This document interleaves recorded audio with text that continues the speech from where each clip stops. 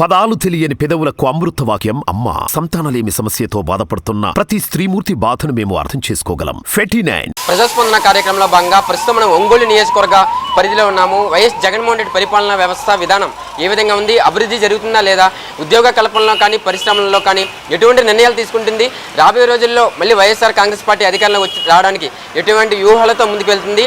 ప్రస్తుతం మనం ఒంగోలు నియోజకవర్గ పరిధిలో ఉన్నాము. ఇక్కడ సిట్టింగ్ ఎమ్మెల్యే బాలినేని శ్రీనివాసరెడ్డి ఆయన పనితీరు ఏ విధంగా ఉంది, 5 సార్లు ఎమ్మెల్యేగా ఎన్నికైన వ్యక్తి, మంత్రిగా కూడా వ్యవహరించిన వ్యక్తి ఎటువంటి డెవలప్మెంట్ చేస్తున్నారు ఒంగోలు నియోజకవర్గంలో ప్రస్తుతం అంతా మాట్లాడడానికి ఒంగోలు నియోజకవర్గ ప్రజలు ఉన్నారు. వారి మాటల్లోనే తెలుసుకునే ప్రయత్నం చేద్దాం. నమస్కారం సార్. నమస్కారం సార్, ముందుగా చూసుకుంటే గతంలో ఏ ప్రభుత్వానికి ఇవ్వని విధంగా ఆంధ్రప్రదేశ్ రాష్ట్ర ప్రజలు 151 అఖండ మెజార్టీ ఇచ్చారు 2019 ఎన్నికల్లో. మరి ఈ పరిపాలన వ్యవస్థ ఏ విధంగా ఉందంటారు, ఏం చెప్తారు సార్? పరిపాలన వ్యవస్థ బాగుందండి. కొన్ని నిత్యావసర వస్తువులు, ఇంటి పన్నులు అవి పెరిగినాయి, కానీ దానికి మైనస్గా ఉంది. ప్రస్తుతానికి అంత బాగానే ఉంది. శ్రీనివాసరెడ్డి కూడా బాగానే చేస్తున్నాడు ఇక్కడ, దానికి ఏం డోకా ఏం లేదు. రేపుసారి కూడా ఈయన అఖండ మెజార్టీ వస్తుందని కోరుకుంటున్నాను. సార్, ముఖ్యంగా ఒంగోలు నియోజకవర్గ విషయానికి వస్తే రాజకీయాల్లో చెరగని ముద్ర అంటే ఎవరు ఉన్నారంటే అది బాలినేని శ్రీనివాసరెడ్డి. 1999 మొదటిసారి ఎన్నికై ఇప్పటికీ 5 సార్లు ఎమ్మెల్యే. మరి ఎలా ఉంది ఆయన ఒంగోలు నియోజకవర్గంలో ఎటువంటి అభివృద్ధి జరుగుతుందంటారు? మంత్రిగా కూడా వ్యవహరించారు, మరి ఏం చెప్తారు సార్? పరిపాలన అయింది, బాగుందండి.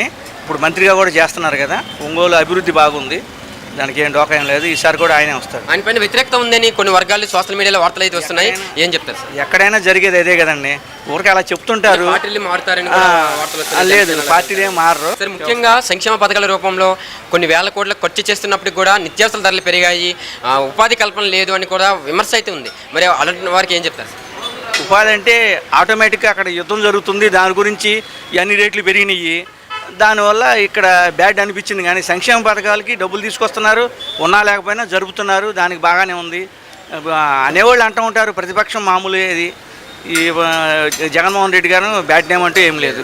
అది అంటే వ్యతిరేకత ఉంది అని అంటున్నారు వైఎస్ఆర్ కాంగ్రెస్ పార్టీ పైన. అటువంటి వ్యతిరేకత ఏం లేదంటారు? వ్యతిరేకత ఏం లేదండి, అంటుంటారు. ఎవరైనా మంచి చేసినప్పుడు, కుటుంబంలో ఎవరైనా చేసినప్పుడు 10 మంది అంటూ ఉంటారు, దాన్ని సర్దుకుపోతూ ఉంటారు. ఈ బియ్యం వ్యవస్థ కూడా అంత పింఛను కానీ అంత ఇంటికి వచ్చిస్తున్నాయి, బాగున్నారు. అంత ముందు కన్నా అంత ముందు పట్టించుకునేవాళ్ళు, సరిగ్గా పట్టించుకునేవాళ్ళు కాదు. సచివాలయంలో ఇప్పుడు అంత పట్టించుకుని ఎమ్మటే చేస్తున్నారు పని.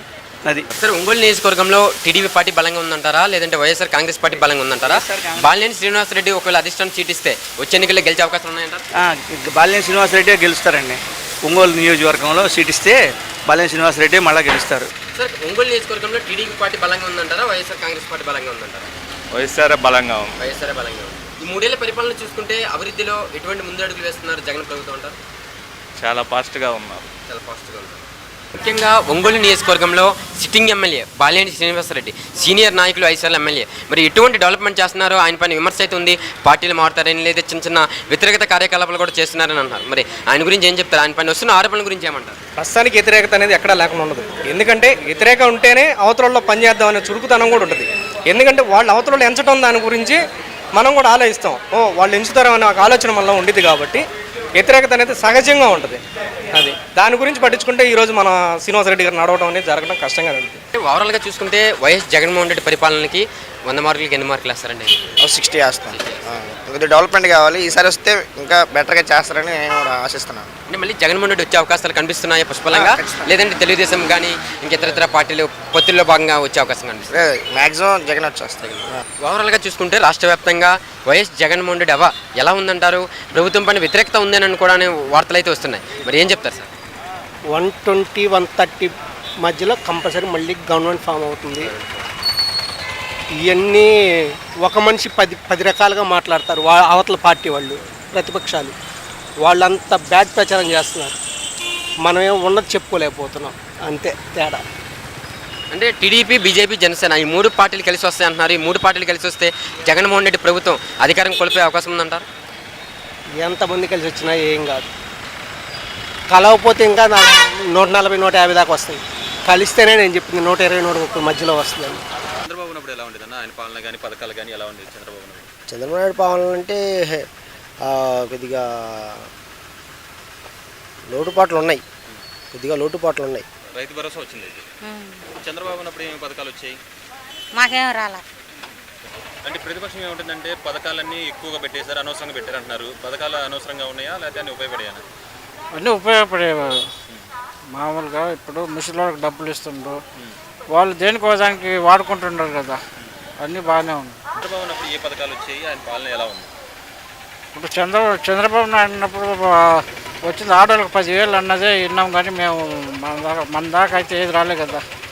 అది వాళ్ళు ఇప్పుడైతే వస్తుంది. ఇప్పుడైతే మాకు ఆటోలకు 10,000 ఇచ్చిండ్రు. మేము రిపేర్లు చేయించుకుంటున్నాము, దేనికోసానికి ఉపయోగిస్తుంది. మరి ఈసారి ఎవరు వచ్చి జగన్ వస్తారా చంద్రబాబు? జగనే వస్తాం అనుకుంటున్నాం. జగన్. ప్రతిపక్ష పార్టీలలో ఎలా ఉన్నాయి ప్రజెంట్? తెలుగుదేశం పార్టీ క్యాడర్ కానీ నాయకులు కానీ ఎలా ఉన్నారు? ఒంగోలులో చూస్తే తెలుగుదేశం పార్టీ ఎలా ఉంది? ప్రతిపక్ష పాత్ర పోషిస్తుందా? ప్రజా సమస్యలుగా ముందుకెళ్తున్నారు? ప్రజా సంక్షేమం అంటే మనకి ప్రతిపక్ష పాత్ర అనేటువంటిది వాళ్ళ వరకు బ్రహ్మాండంగా పోషిస్తున్నారు. ఇబ్బంది లేదు, ఎప్పటికప్పుడు కూడా క్వశ్చన్ చేయటం కానీ. వచ్చే ఎన్నికల్లో ఎంత మేర పోటీ ఇచ్చే అవకాశం ఉంది తెలుగుదేశం పార్టీ వైఎస్ఆర్ కాంగ్రెస్ పార్టీతో?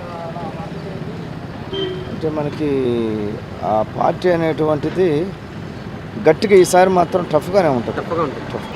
సంక్షేమ ఫలాలు కూడా అందరికీ అందుతున్నాయి. ఆయన బటన్ నొక్కగానే ఎవరి అకౌంట్లో వాళ్ళకి పడిపోతున్నాయి.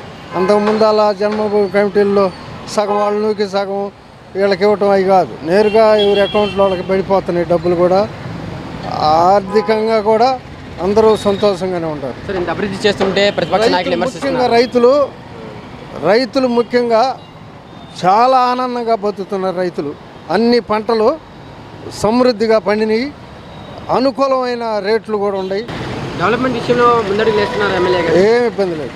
అన్నీ ఆయన వచ్చిన తర్వాతనే ఫ్లైఓవర్, రింగ్ రోడ్డు కానీ ఆ రిమ్స్ కానీ మొత్తం వాళ్ళ పరిపాలనలోనే అన్నీ జరిగినాయి. ఏవైనా సరే పెద్ద పెద్ద కార్యక్రమాలు. మొన్న టేబుల్ వైర్ వేయాలంటే ఆయన గుండానే అయింది. విద్యుత్ శాఖ మంత్రులుగా ఉన్నప్పుడు ఇటు పక్క రోడ్డు టేబుల్ వేయాలంటే ఆయన మంత్రిగా ఉండబట్టే ఇది జరిగింది, లేకపోతే అది ఎవరి గుండా కాదు. అలాంటిది 80 కోట్లతోటి ఈ వైర్ వేసి ఈ రోడ్డు కూడా మొన్న క్లియర్ చేసేసారు. వాళ్ళు కూడా సంతోషంగా ఉన్నారు. చిన్న పార్టీ గురించి ఏం చెప్తారు? అది అసలు లేదు కదా, ఆ పార్టీ జనంలోనే లేదు. మళ్ళీ జగన్మోహన్ రెడ్డి వస్తారంటారా? దాంట్లో అనుమానం లేదు. వ్యతిరేకత ఉంది అంటున్నారు ప్రభుత్వం పైన. ఏం లేదు, తాగిన వాళ్ళు తిట్టలే. సంక్షేమ ఫలాలు అందరికీ అందుతున్నాయి, ఆడవాళ్ళకి కానీ గ్రూపులకు కానీ.